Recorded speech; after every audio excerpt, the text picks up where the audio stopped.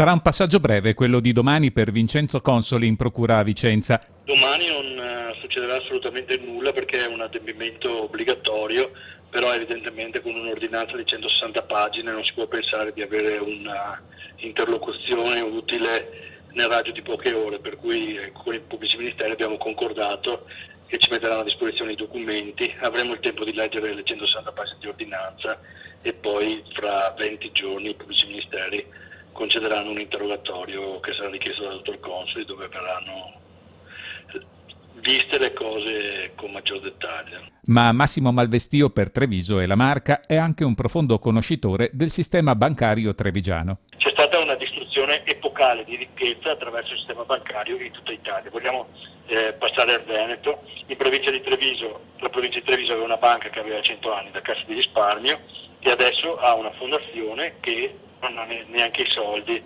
per pagare i debiti che ha in corso con le banche in cui partecipa. Una crisi che ha investito soprattutto le banche che finanziavano il mal della Piera, tipico veneto. Ecco, secondo Malvestio, dove sono finiti i soldi degli azionisti. Le banche, soprattutto nella nostra regione, perché questa era la cultura bancaria che c'era, prestavano e si facevano garantire dagli immobili.